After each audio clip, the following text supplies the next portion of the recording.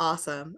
Well, I'm here today with some folks from This Really Happened. Can you all introduce yourselves? I'm Emily Cohn. I'm the director and a producer on the project. Hey, I'm Olivia AbiAssi. I am a co-writer. I co-starred in the project, co-EP'd, lots of hats. I'm Kallen Prosterman. I also did those things, acted, EP'd, co-wrote, and we found some music for it too. Yeah, we Can't did. forget that Yeah, part. we did other things too, Yeah. like crafty and stuff. It was kind of an all hands on deck. Fantastic. Well, I mean, obviously, one of the big things in this movie is the red flags, green flags. It is so fantastic. Yeah, I was going to say, whose idea was that? Because it's so good. We really didn't. I think it just did we? Oh, I'm bad at the group text. I'm that Okay. one. We Oh, dropped and personalities. Do you mean in the show? Or Oh, in sorry, in the outfits. oh, well, I love it in the outfits too, but I was just going to say in the. thought you were talking about the fits. Well, we're so focused on the fashion, but yeah, the idea. So we wrote in the red flags, green flags, and we went through a few different versions. One was like, are you familiar with Lizzie McGuire? Mhm. That was, she was who we grew up with, and so we had one idea of like little versions of ourselves being like doo doo doo doo. We had just animated flags, and we had very little budget. And I think Emily came up with the colored gloves. Yeah, That was our genius director's solution. they wrote all of the like creative aspects of it were definitely what spoke to me as far as being very excited to direct it. The exact way that we went about putting the red flags and the green flags on screen, I added some flair too, so it was exciting. Yeah, we just really wanted to capture the actual feeling of like whenever you do feel a red flag in someone and you feel that gut feeling, but then you still are like, yeah, I'll go on a second date. And you're like, Right. do that. Because there was one little green flag, but there might have been 3 red flags, but Yeah, hey, but that was super fun. we're bored. Yeah. Yeah, for sure. Well, speaking of budget, I mean, obviously it is going to be smaller, especially for a short film and everything. Um, but this was a film that included like some intimacy in it. So how did you go about like discussing that as actors, as the director? How did you kind of work through some of those kind of things? Again, intimacy coordination in particular. Yeah, like if you, I mean, I wasn't sure if you were able to hire somebody for that role in particular, or if it was just something that you kind of worked out interpersonally. And yeah. We all really accept Emily, but us and all of the actors that we were honored to have a part of the pilot have a strong theater background, which was also really fun because there's a strong theater thread within the pilot and within the season and everything. And we work with intimacy coordination a lot. So we were definitely, on set, making sure, are you comfortable with this? Asking for consent and making sure that everyone was super comfortable. And also most people kind of knew each other already.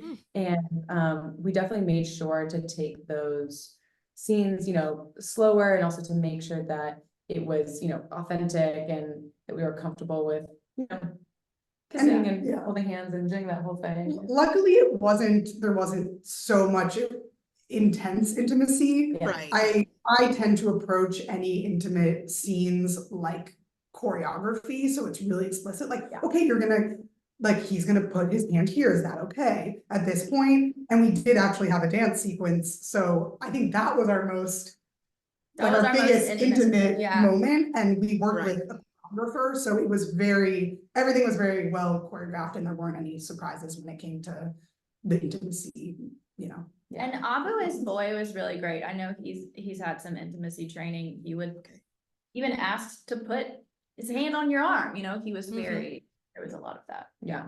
So we did actually have for the most intimate scenes, an actual choreographer, which was really, really great. Shout out to Hannah. She's amazing. Yeah, Hannah Cullen, our choreographer. Yeah. Fantastic. Yeah, that's great.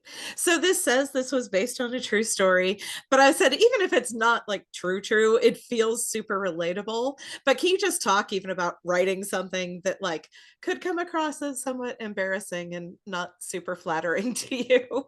That was true. And thank you for acknowledging it's not flattering for us, because Yeah. we had to remove so much ego and we took extreme parts of the worst parts of ourselves in some Mhm. ways. I don't think I'm as much of a wet blanket as Kate is, but it was like, this is a part of me. I'm just gonna punch it up for this character and Yeah, the rumors are true. It was a true we story. dated the same guy. We dated the same guy, and it was just so wild meeting Callan over FaceTime, where the first question was like, "Hey, my name's Olivia. Like, are we dating the same guy?" So And this then, is how you met? Oh oh, my yeah. goodness. Okay. Right, We know right. each other before. yes, I got her number from a mutual friend. This is not in the pilot, but definitely in the season, to Okay, come, okay. which we would love to film eventually. Yeah, for sure.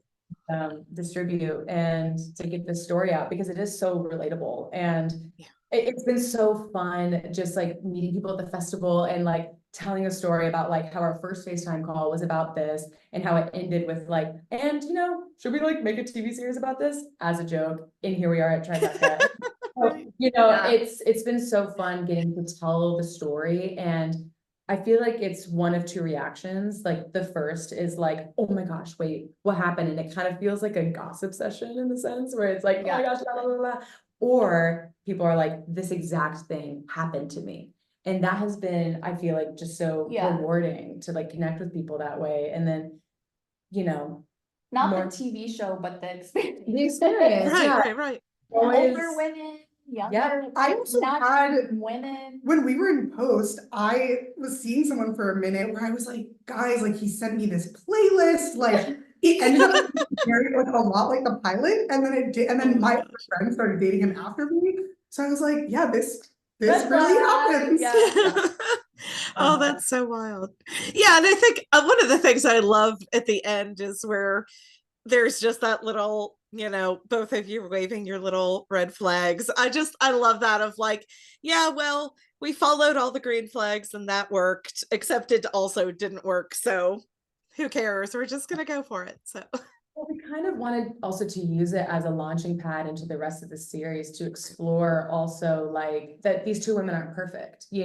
We started writing like definitely from a place of rage and like, what the fuck and like what's going on. But then, our rage definitely showed its face to look more like grief, that we're living in a world where like finding love feels like ordering on DoorDash. It feels like Vegas. It feels like, it feels like a sport rather than to like actually find someone that you connect with. And so yeah, that was definitely a launching pad into something that we are really excited to explore within the rest of the season of, Finding red flags within yourself. finding red flags within ourselves, and also, at some points empathizing with Boy too, but then also that's a story without a little payback, wink, wink. That's a little, something that could happen later, but. Yeah, and we ultimately it's finding connection in the digital age. Where on our phones, that's how we try to maintain not just relationships but friendships. Try to find connection. I mean, there's Bumble BFF too. There's Bumble dating, there's Bumble BFF, and there's always swiping, and there's always, in the back of your mind, hey, there's someone that could be better on the next swipe. And other people, the people on the other end feel that too. So we're like, how can we make ourselves the best, the version that they want? How can we perform to be the version that they want? Can we be more beautiful? Could we be more fun? Could we be more engaging? Do they want quirky? Do they want hot? We're all just trying to put on something, when the reality is we find the more connections when we're the most authentic versions of ourselves. But that's the Right. long-term exploration of the show. the show. Yeah. Yeah, for sure, for sure. So can you talk some about co-writing, like how you determine who's going to be working on what part and how you kind of bring those together so that it feels like a unified voice rather than, multiple people writing? Started so Google long ago. Docs. Google Docs. Google Docs. Yeah. No, but you kind of want to speak to that a little bit? Yeah, we started this writing process in 2020. So I'm like, okay, back up, rewind. What did we do? I think we outlined long-term arc. And then we said, okay, pilot episode, let's break this up into moments we want to hit. And so then we would scene by scene, create an outline together, take it apart, write individually, bring it back together and mash it or go with what we felt was the most exciting. Was the most exciting. Yeah. It was blending a lot and blending our different strengths because we do have different strengths, and it created a show that's both of us and both of our characters and the extreme versions of ourselves that went into creating our characters. Yeah. I also feel like to Callen's point, like going off, writing individually and then coming together, it like did this really beautiful thing. I mean, Callen like mentioned it where, again, us as people, but also as the characters that we were building are very, very different outwardly, but inwardly they're very similar. They're both struggling with loneliness and how their performance manifesting into just becoming essentially more hollow inside and feeling unknown to themselves. So like we would write very different things, but everything had a very, very similar thread. One, because we outlined it before, but also just our tone and our voice. So really bringing that together was every single time was a lovely process of being able to see something that appeared very different, but had the same heartbeat. So that was a really fun process. Writing was the easiest part, I feel like. It Oh, was the yeah. most seamless. Because I again, didn't think it was. because we were like writing everything that happened. We're like, yeah, the same playlist, and then like the later episodes, then it got softer and I think a little more poignant. But yeah, it was really, really, really fun. And also we had nothing to do. It was during the pandemic. So Yeah, right. Yeah. Yeah. So what is the next step now that you're at Tribeca, you're premiering the pilot, kind of where does that go from there for you all? Well, the goal is to sell it and continue making it and find a production home, find a streaming home. And we're gonna get to be part of Tribeca's creators market. So we're gonna have some meetings with different producers and production companies. And yeah, like Callen said, hopefully there's a home on a streaming service. I feel like the TV landscape is changing so rapidly for everyone. So I don't know if that means like someone buys the pilot and then produces the rest of the series, or if we do the pilot, TBD. But I love TV and I hope that we get to make the full rest of the season. I got into film because I'm obsessed with TV. So I'm really happy to be part of it. Yeah. We're just also really excited for the following seasons. We have some really exciting ideas that we're just hoping that, potentially get into the right hands. Because our empty budget can only get us so far. Oh yeah, of course. But we're really excited to get this story out, fingers crossed, and just meet some really awesome people here that maybe we can work together. We're really passionate about our story. We believe in it, and we think other people identify with it, and we'll have a great audience. My journey as a filmmaker, I just feel really strongly about showing what it is like to be a millennial dating and trying to find love and what it's like being on the apps. And I don't feel like I've seen enough of that portrayed in an authentic way that feels very real to that experience. I hope we get to continue. Yeah. Well, and I think one of the things too is that a lot of times if we see two women dating the same person, it turns into this, true crime kind of thing. So I think approaching it with more like humor and and pathos for the people and not really about that, I think that has some appeal as well, because it's certainly not like you said, not a wholly unusual kind of thing. And it is how they became friends, and they're like, you know, as Olivia said, maybe mentioned in this one, I think, that she's like in Callan's wedding.